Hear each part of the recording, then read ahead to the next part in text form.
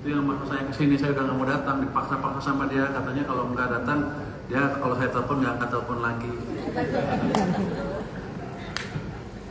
Para CEO, founder, dan pimpinan perusahaan yang hadir pada acara ini, selamat siang, salam sejahtera untuk kita semua.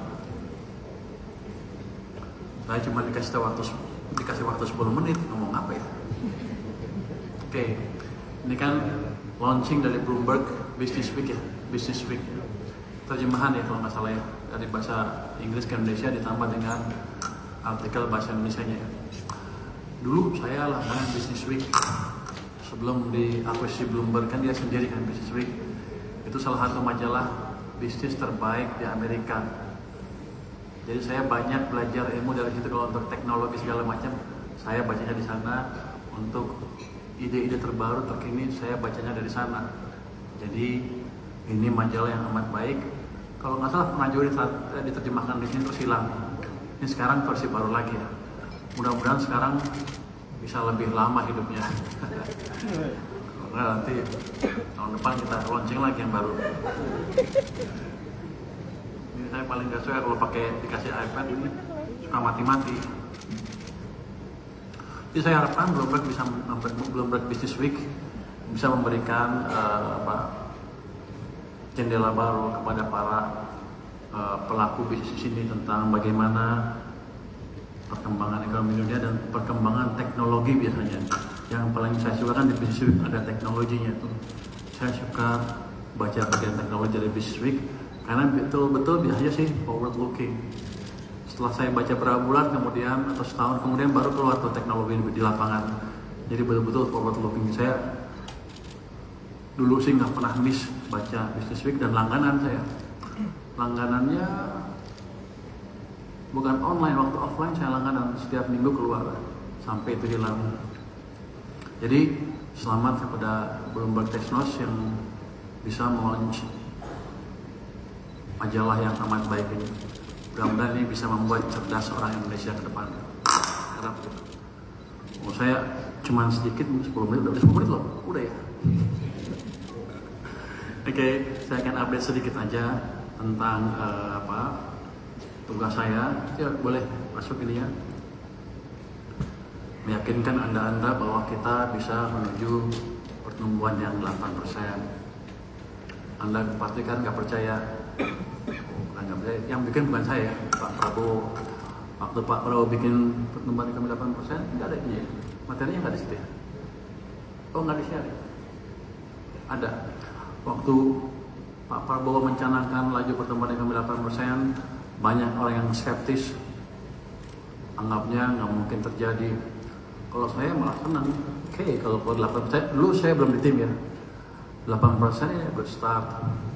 Tapi kalau kita menjadi negara maju, kurang 8% itu. Kita menciptakan pertumbuhan ekonomi double digit selama lebih dari 10 tahun. Baru ada harapan kita menjadi negara maju. Tapi tentunya awalnya 8% bukan angka yang gampang bisa diraih dan memang agak sulit kalau kita nggak tahu ilmunya. Kebetulan saya tahu ilmunya sedikit. Kata Yoko, saya sombong di sini. Jadi saya emang agak pintar sehingga tahu ilmunya ini. Jadi saya balik buka-buka buku apa sih yang ada di kepala Pak Presiden pada waktu itu. Saya pikir dia terinspirasi oleh ajaran Sumitonomics, bapaknya sendiri. Bapaknya itu orang pinter, ekonom jagoan. Saya pikir sih jago karena saya lihat disertasinya di tahun 1943 dia sudah mengetahui isu-isu moneter pada waktu itu. Saya bilang ini orang pinter banget. Terus dia buat 3 pilar pembangunan ekonomi Indonesia yang bagus katanya. Yang pertama harus ada pertumbuhan ekonomi yang tinggi. Yang kedua ada pemerataan manfaat pembangunan. Yang ketiga stabilitas nasional yang dinamis. 3-tiganya harus ada. Satu nggak ada, itu ekonominya bisa rentan. Kalau Anda lihat kan, ketika Pak Presiden mencanangkan program MBG, apalagi Koperasi Merah Putih dan lain-lain, sekolah murah dan lain sekolah rakyat, itu kan seperti seolah-olah populis. dan kayak nggak ada tujuannya. Padahal yang dikerjakan adalah bagian 2 dan 3 di gambar ini, pemerataan manfaat bangunan dan sekaligus menciptakan stabilitas nasional yang dinamis. Jadi kalau rakyat kita ini, kalau ada program langsung dari pemerintah yang langsung menangani masalah mereka atau meringankan beban hidup mereka, mereka langsung amat senang ke pemimpinnya. Ya, hanya begitu. Jadi MBG jelas itu kan partai pembangunan kan ke bawah. Terus karena orangnya senang, ya stabilitas sosial politiknya kira-kira terjaga harusnya. Saya tahu dari mana? Saya 20 tahun terakhir melihat 25 tahun terakhir melihat perkembangan ekonomi di Indonesia. Jadi pinggirnya sih ngelihat ngamati lagi. Tapi dari situ ada yang bisa kita pelajari dalam 20 tahun terakhir. 10 tahun pertama waktu zaman SBY, ekonomi bagus, tumbuhnya 6%, tingkat kemakmuran juga meningkat dengan pesat 3 kali PDB per kapita naik. Tapi kalau kita tanya masyarakat, apa kesannya ke presiden? Tidak terlalu mendukung, tidak terlalu populer, tidak sepopuler Pak Joko Widodo. Kenapa? Karena Pak Presiden SBY program-program rakyat yang langsung relatif sedikit di mata saya dibanding Pak Jokowi, dan dia boleh dibilang menyalahkan pertumbuhannya ke real sektor. Waktu zamannya Pak Jokowi beda. Pembangunannya government-led, pemerintah membangun infrastruktur di mana-mana. Tapi ya, akibatnya pertumbuhannya nggak cepet-cepet amat, dari 5%. Kenaikan kesejahteraannya sedikit, cuma 40% dari awal sampai dia turun. Cuman kalau Anda tanya ke masyarakat, popularitasnya amat tinggi. Kenapa? Karena dia buat program-program yang langsung menyentuh ke masyarakat. Anda ingat? Ya, kartu sehat, kartu pintar, ini bagi-bagi semua kan. Itu yang membuat masyarakat melihat bahwa pemerintah langsung mengadres problem-problem yang dihadapi oleh masyarakat. Karena itu saya ngerti bahwa pemerataan dan program yang langsung ke masyarakat itu penting untuk menjaga, balik lagi tadi pertama, pemerataan stabilitas nasional. Saya pikir begitu, 2 sudah aman. Tapi ketika pertumbuhan ekonomi terganggu, enggak juga. Anda lihat kan kemarin waktu bulan Agustus tahun ini banyak demo di mana-mana, dan kalau nggak dihentikan akan makin besar dan makin besar. Kenapa terjadi? Karena ekonomi kita diperlambat, entah sengaja entah nggak sengaja, saya nggak tahu. Secara terus saja yang gambar uang, secara yang mungkin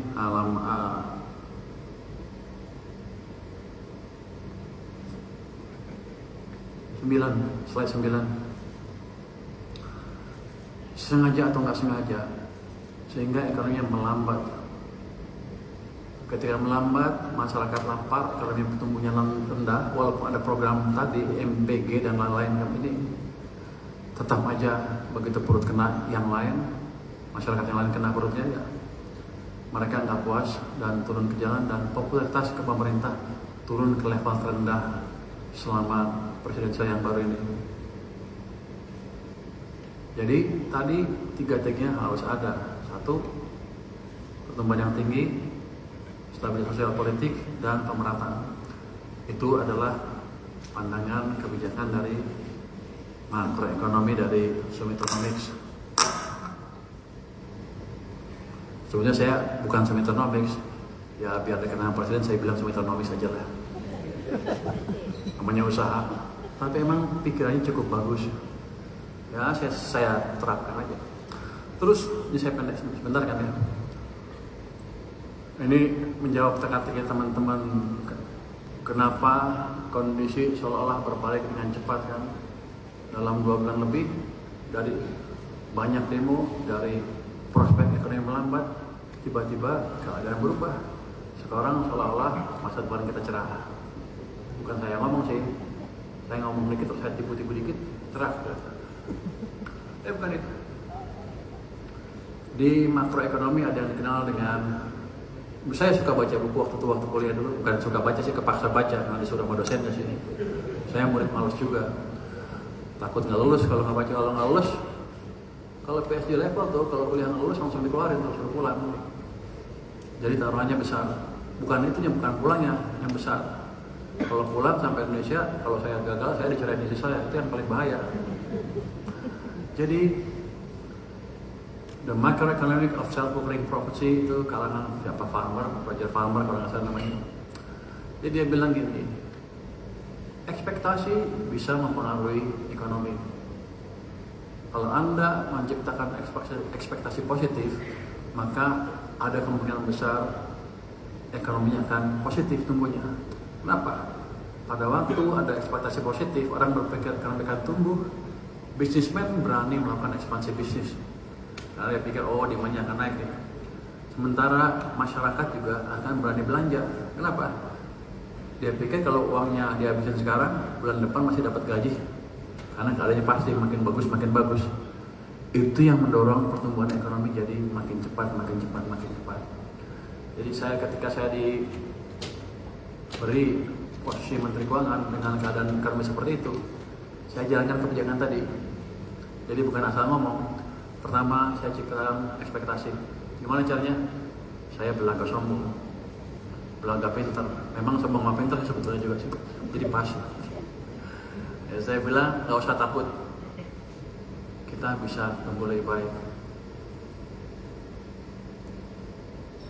Pintarnya, ya gue emang pintar ngomongnya, tapi nggak boleh orang bicara ngomong gitu rupanya. Orang marah-marah. Wah, lu tengil lu. Terus kalau orang pintar ngaku pintar gimana? Ya kita dengan eksekusi kebijakan. Jadi saya ciptakan ekspektasi. Kebijakannya apa? Saya masukkan 200 triliun rupiah dari Bank Indonesia, uang saya, uang pemerintah ke perbankan. Itu akan menciptakan stimulus di perbankan. Habis itu saya monitor gimana hasilnya. Kalau kurang saya tambah lagi. Jadi saya manage ekspektasi dengan tindakan real dan memonitor hasilnya di lapangan seperti apa. Kalau enggak, kalau saya cuma ngomong doang, dalam 2 minggu kredibilitas gugur. Makanya waktu saya bilang saya akan balikkan ekonomi gini. Dalam berapa gitu, saya ngomong itu di DPR hari Rabu, hari Jumat uang sudah masuk ke sistem perekonomian 200 triliun rupiah. Habis saya monitor apa banknya menyalurkan apa enggak. Kalau banknya nggak menyalurkan, saya ancam tuh, punya Danantara kan banknya. Saya ancam, saya bawa Pak Pandu datang ke bank BNI dulu, terus ke Mandiri juga dengan Pak Pandu, karena saya tahu posisi saya nggak langsung di situ, Danantara yang langsung. Jadi ketika orang nyalain saya, itu kan bukan wewenang kamu, iya, tapi saya mah Danantara tuh. Jadi gua salahin si Pandu, Pak Pandu.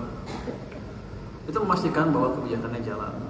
Setelah itu saya monitor, ada nggak perbaikan di ekonomi? Ternyata kan ada. Coba ada nggak yang ada? Sales nanti saya tulis. Penjualan naik, retail mulai naik, pasar mulai ramai, dan bank-bank sudah menyalurkan kredit.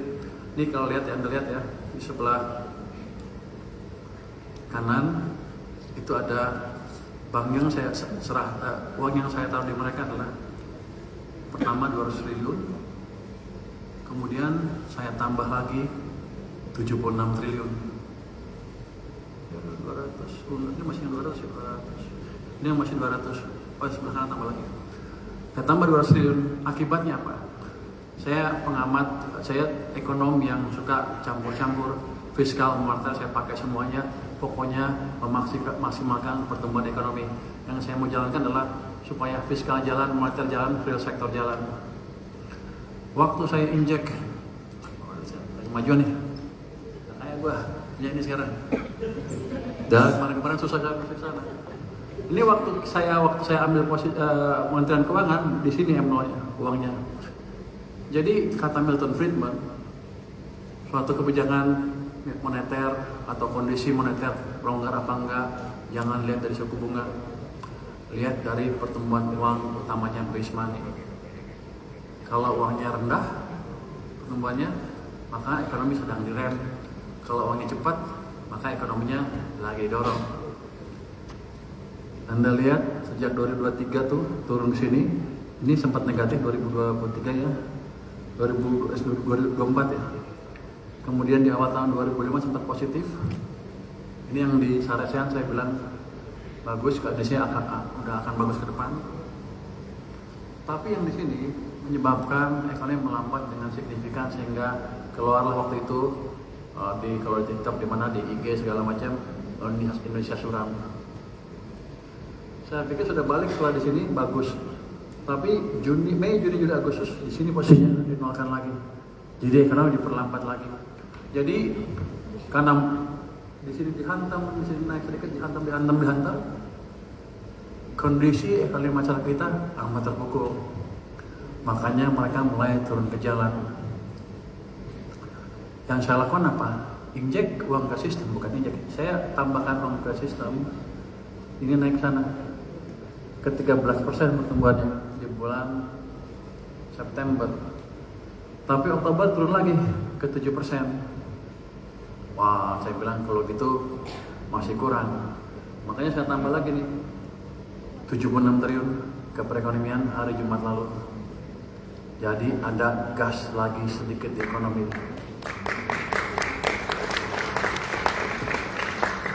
Jadi saya piara kondisi di perekonomian supaya ada ruang untuk tumbuh terus. Kalau nggak ada, kita cari lagi. Kalau nggak ada, kita cari lagi. Kalau nggak, kita cari lagi. Jadi nggak usah takut. Saya cukup pintar untuk monitor apa yang saya kerjakan di lapangan. Boleh ngomong gitu? Oh nggak boleh? Nggak boleh kata Yoko. Jangan takut, saya monitor gitu. Marahin sama dia. Jadi nih, saya naikin lagi ke atas. Jadi gini, saya jaga terus stimulus di perekonomian supaya kita tetap tumbuh terus. Dan karena itu harusnya perbaikan yang terjadi akhir-akhir ini akan terus berkesinambungan di bulan-bulan mendatang. Kita juga memberi stimulus apa?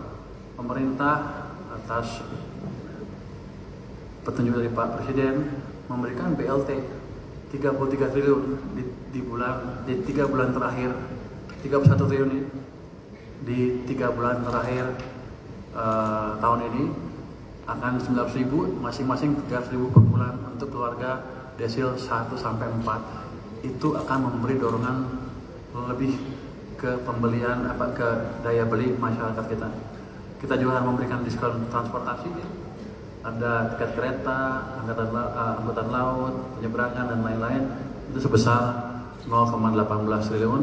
Kita juga melakukan program magang dari Menko Perekonomian tadi sudah dijelaskan mungkin ya. Program magang itu cukup besar uangnya, itu tahun 2025 0,2, tahun 2006 1,16 triliun. Tapi gini, yang pertama kan dibuat untuk 200 orang, 20.000 orang. 20.000 orang itu. Saya bilang terus, ini bukan gelombang pertama. Nanti kalau habis kita tambah 20.000 lagi. Kalau habis kita tambah 20.000 lagi. Kalau habis kita tambah 20.000 lagi. Jadi bisa besar sekali. Mungkin 100.000 pertama atau lebih nanti tergantung demand di masyarakat. Jadi Anda nggak usah khawatir.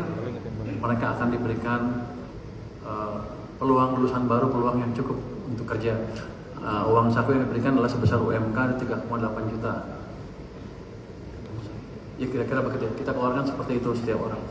Jadi triwulan keempat ini ekonomi kita diperkirakan akan tumbuh 5,6 sampai 5,7%. Kira-kira saya akan pastikan itu terjadi. Makanya saya sana sini memastikan program-program pembangunan kita bisa terjadi, bisa jalan dan ekonomi bisa tumbuh lebih cepat. Itu bukan karena saya baik, tapi kata Presiden kalau di atas 5,5 saya dikasih hadiah, saya mengejar hadiah itu sebetulnya. Nggak tahu hadiahnya apa. Yang jelas gini, momentum pertumbuhan ini akan dijaga terus ke depan.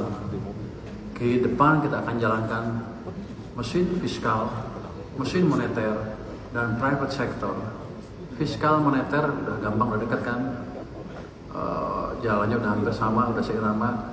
Private sektornya selain saya lindungi pasar domestik dari barang-barang ilegal, bukan yang legal ya, yang ilegal. saya juga sudah bahkan ketemu beberapa industri, dan kita akan hilangkan bottleneck yang menghambat kemajuan industri dalam negeri dan yang menghilangkan daya saing industri dalam negeri di pasar dalam negeri. Jadi saya selalu bilang kan, domestic demand kuat, domestic demand kita kuat, besar, 90% dari ekonomi, yang 10% export oriented, kira-kira gitu ya. Tapi kalau yang 90% tadi dikuasai asing, nanti yang untung sebagian besar luar negeri, saya rugi. Jadi saya mau jaga betul market yang dalam negeri ini sebisa mungkin dikuasai oleh produsen-produsen dalam negeri, sehingga yang untung kita semua. Makanya saya selalu bilang, ayo kita kaya bersama.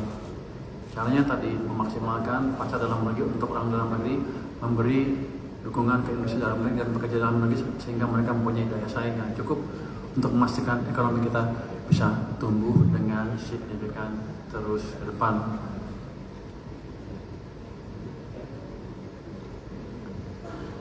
Jadi gitu. Dengan demikian, saya harapkan tahun depan ekonomi bukan 5,4 seperti target APBN, saya ingin dorong ke 6%. Ya kalau resikonya apa saya ngomong gini, kalau nggak capek gue dipecat. Tapi kalau nggak ada challenge, nggak menarik untuk saya. Lebih baik saya tuh di rumah aja. 6%. Tahun depannya lagi kita coba dorong lebih cepat lagi. Mungkin tahun ketiga keempat udah kelihatan tuh 8% udah deket tuh. Jadi kita bisa mewujudkan yang 8% itu dengan kerja keras, dengan strategi yang pas, dengan memastikan semua mesin pertumbuhan kita berjalan dengan baik. Dan saya bilang tadi kan, zamannya SBY mesinnya mesin swasta, zamannya Pak Jokowi mesin pemerintah, tumbuhnya 6-5. Kalau saya gabung 6% lebih nggak terlalu sulit. Tambah dengan perbaikan iklim investasi, pengurangan bottleneck yang menghambat sektor dan perusahaan, harusnya pertumbuhan yang lebih cepat bisa dicapai. Dan saya harapkan nanti dengan masukan dari Bloomberg, Business Week, bagian teknologi dan bagian yang lain, biasanya analisanya dalam kalau Business Week ya. Nggak tahu kalau sini yang bikin dalam nggak? Bisa. Katanya sih juga bisa. Saya harapkan kita menjadi lebih pintar lagi ke depan, sehingga kita bisa mengerti betul, bisnismen mengerti betul bagaimana manfaatnya teknologi dan menghadapi tantangan yang ada terus ke depan. Karena saya waktu terbatas, saya habisin di sini, saya akhiri di sini. Terima kasih semuanya. Semoga Business Week sukses ke depan. Wassalamualaikum warahmatullahi wabarakatuh. Terima kasih banyak Bapak Purbaya Yudi Sadewa. Mohon izin Bapak untuk tetap berada di atas